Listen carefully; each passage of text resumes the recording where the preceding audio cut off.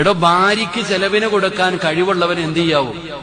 കല്യാണം കഴിക്കാൻ പാടുള്ളൂ ആവൂ. അല്ലാത്തവൻ ദിക്റും പറഞ്ഞു നടക്കണം. അല്ലാഹു ഈമാൻ തരുമാറാകട്ടെ. നിനക്ക് തുണി കഴുകി തരണമെന്ന് നിർബന്ധമുണ്ടോ?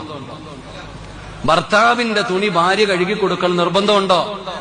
ഭർത്താവിന് ചോറ് വെച്ചു കൊടുക്കണം നിർബന്ധമുണ്ടോ? നിന്റെ മക്കളെ നോക്കണം നിർബന്ധമുണ്ടോ?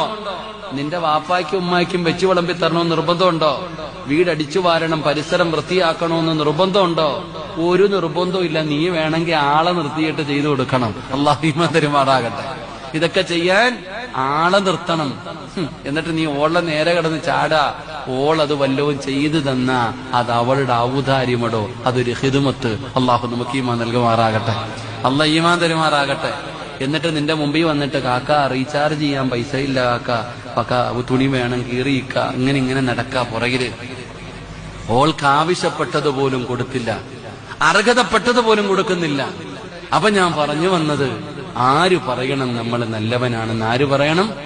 നമ്മുടെ ഭാര്യ പറയണം. നബിതങ്ങളുടെ ഭാര്യയോട്, ആയിഷ ബീവിയോട് ചോദിച്ചു, നിന്റെ ഭർത്താവിന്റെ സ്വഭാവം എന്തായിരുന്നു?